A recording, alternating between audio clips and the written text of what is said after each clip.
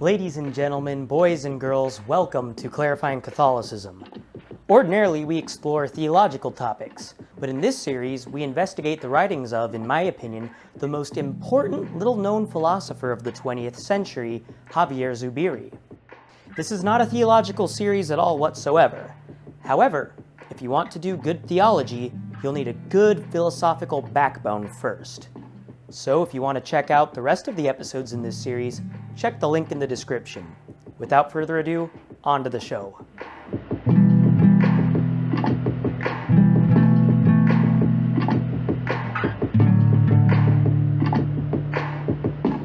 Last episode, we introduced some distinctions in the process of attaining knowledge. First, there is primordial apprehension, meaning things are apprehended without reference to other things. It's just raw stimulation.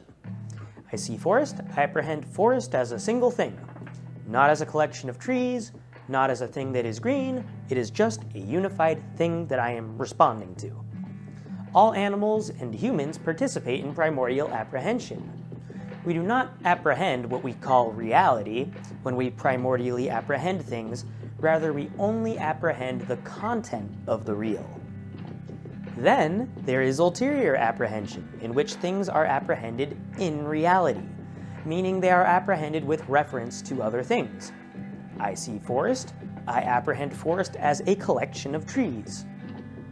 Reality is defined as formalized content, meaning the content that impresses itself upon us is formalized in relation to other content.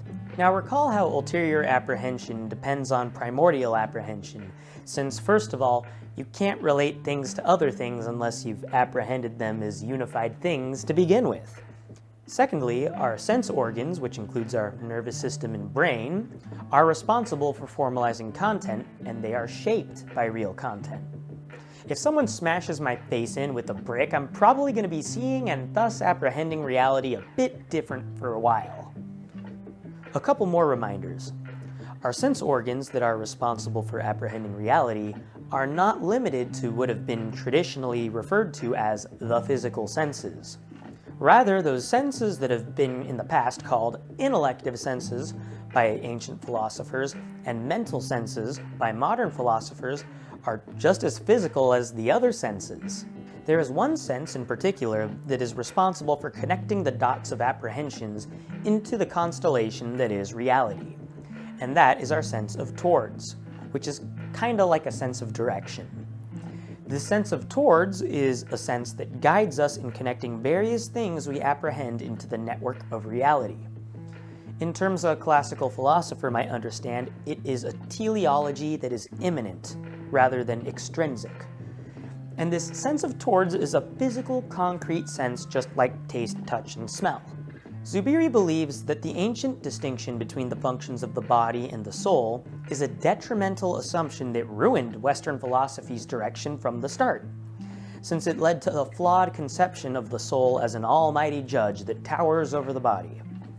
This, of course, led to the idea that reality is something totally distinct from the physical world. It is something spiritual that the soul alone could access. And this, as we explored in previous episodes, led to a lot of problems. Modern philosophy didn't really solve these problems. Instead of an almighty soul towering over the lowly body, it was the all-powerful mind that stood superior to the inferior body. Basically, it kept the distinction between physical and intellective functions. Today, it is quite apparent, thanks to advances in neuroscience and biology, that there is an intrinsic unity between our so-called physical and intellective organs. Our sensible and rational capabilities rely on each other and shape each other. Let's move forward. Last episode, I mentioned that there are two kinds of ulterior apprehensions, logos and reason. I've already described how ulterior apprehensions involve connecting things we primordially apprehend with each other. There's a couple ways this happens, but in its most basic form, when we apprehend something on its own, we place it in what Zubiri calls a field. Last episode I mentioned how you could think of the field like a magnetic field. When you put one individual magnet next to others, its magnetic field will not only be affected by other magnets, but its own field will affect its surrounding magnets. In philosophical terms, the way we apprehend things depends on other things we've already apprehended, and the way we apprehend those other things can depend on a singular apprehension. All right, let's look at an example. If I know that light bulbs, computers, and televisions are bright, I am placing them in all of the field of things that are bright. Let's say I learn or apprehend that electricity is what causes brightness in technology. This new fact would impact the way I think about light bulbs, computers, and televisions.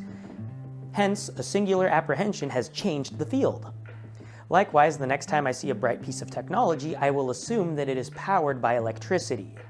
And that is how a singular apprehension is molded by a pre-existing field. This is the ulterior apprehension's field mode. The field has two moments: among, which puts things in reference to each other, and by, which adds a functionality between things. For example, let's say you figure out that your finger hurts when you touch a hot stove. When you touch a hot stove, the real force of imposition draws the stove and pane close together in the field. It places them among each other. The moment of by informs you that perhaps it was the heat of the stove that caused your pain. This process of connecting things in the field is called logos, and this idea of logos is in some ways similar to the ancient one, but is also very different. In classical philosophy, it was believed that things had what are called essences. Essences are a tendency for things to behave in a certain way. For example, a tree essentially grows, or philosophy is essentially confusing. What caused these essences to exist, though? Was it something physical? Classical philosophers said no. Recall that in classical philosophy, the ultimate reality exists beyond the physical world. It is the spiritual realm, the realm of the soul, that commands the physical to behave according to a static, unchanging set of laws. And the director of all essences, according to the classical model, was called the Logos, and the Logos was a spiritual entity. Remember, though, that Zubiri rejects this model. The ultimate reality isn't beyond us, but is rather around us. However, unlike a lot of modern philosophers would claim, reality is not controlled by us, rather it is determined by real content that imposes itself upon us. The real content shapes not only what we sense, but how we sense it. And our association of things we sense is driven by our physical, not spiritual or mental, sense of towards. And it is this sense of towards that, like all other physical senses, determines what things are associated with each other. But that determination relies on the real composition of real things. That is the content. And it is also dependent on how the real world has shaped our senses, which are physical organs that apprehend things. Thus, Zubiri defines logos as the physical moment in which things in the field are united. So just as classical philosophers hold, there is something at work in the universe that binds things to the laws of nature. However, unlike classical philosophers, this binding thing is not spiritual or eternal, rather it is physical and dynamic, just like all other physical things are.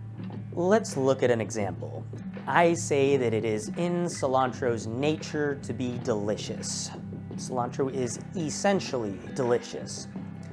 Most sane people would agree, but it is only because our tongues have been genetically predisposed to enjoy cilantro that we associate cilantro with deliciousness. It's not because some mystical and static reality tells us that cilantro is delicious. Rather, it is caused by an immanent and dynamic sense of taste and towards that is shaped by real cilantro and real taste buds. So there is an accursed subset of the human population to whom cilantro tastes like soap. This is a real thing. If this terrible trait were somehow to infect the rest of the human population, to the point at which all people agreed cilantro tasted like soap, cilantro's essence will have changed from tasting delicious to tasting like soap.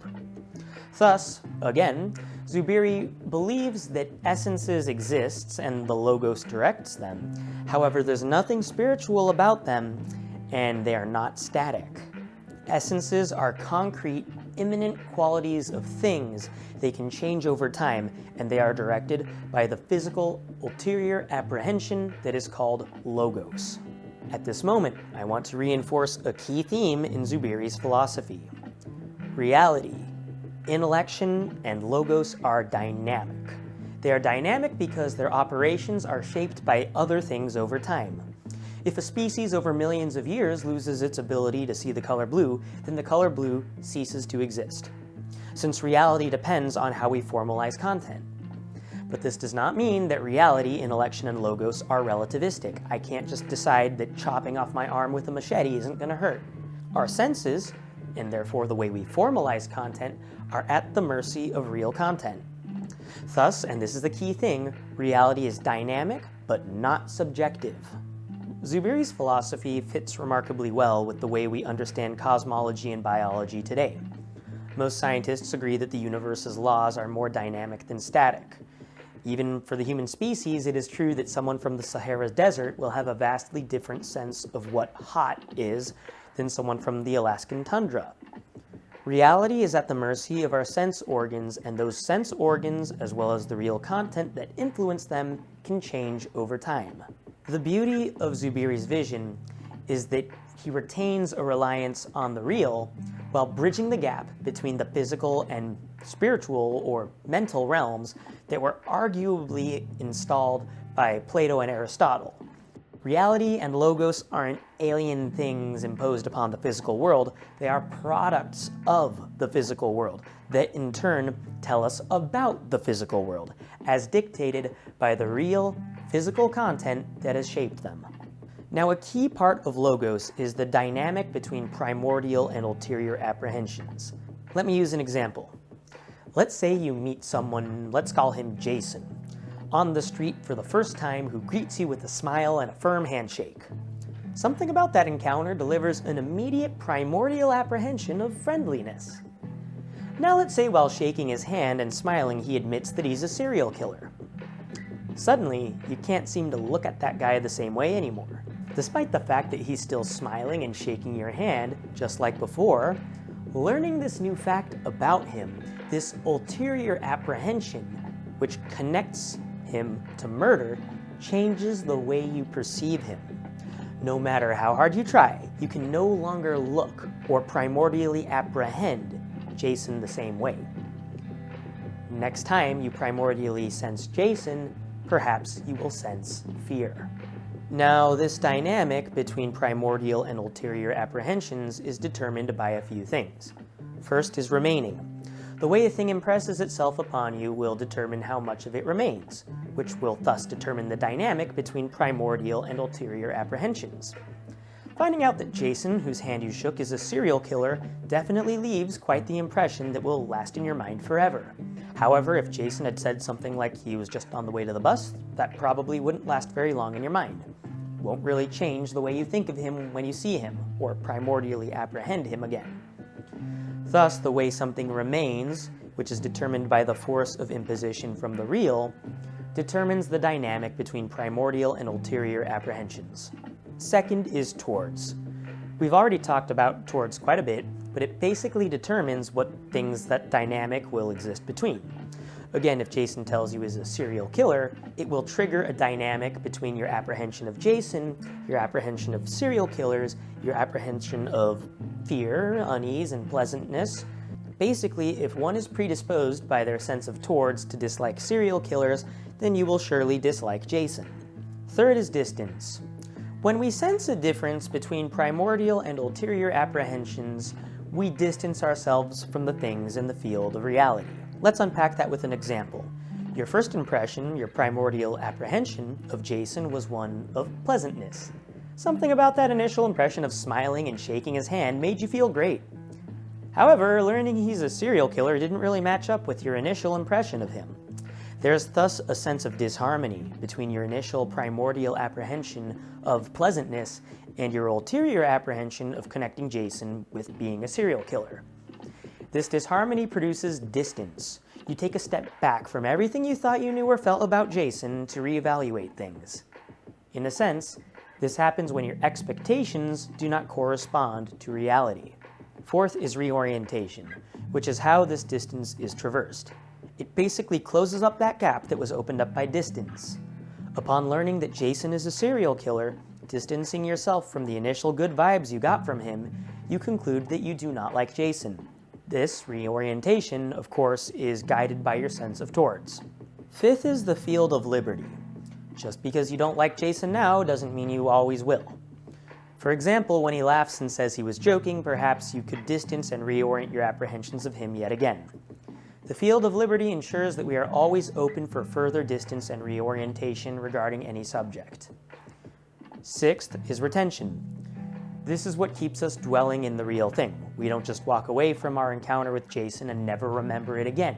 We keep thinking about it, and this tension between primordial and ulterior apprehensions may linger on. Let's take another gruesome example to put this together. Let's say you don't know what a radioactive decay sign looks like. You see it and apprehend cool-looking sign before entering a place chock full of radiation. Your primordial apprehension is cool-looking sign. However, upon experiencing a case of radiation poisoning, your doctor tells you that that sign actually meant radioactive decay. So the connection between the sign and looking cool is weakened, while the connection between that sign and danger is drawn. Next time you see that sign, you probably won't primordially apprehend cool-looking sign, rather you apprehend danger. Thus, the logos has connected that sign with danger. The immense pain you feel from radiation poisoning ensures that this interaction, this remaining in both primordial and ulterior apprehensions, is quite strong. The towards has guided your association between radioactive sign, radiation poisoning, and danger. Distance weakened the strength between the initial primordial apprehension, cool-looking thing and sign, and reorientation forged a new connection between that sign and danger. Your field of liberty ensures that perhaps there are moments you'll see that sign and you won't think danger, such as when you see someone wearing a t-shirt with the radiation sign on it. This whole process lingers in your memory, thus it is retained. Okay, we've covered a lot of ground about logos in this episode. Next time we'll talk about what judgment is. Until then, have a great day. God bless you.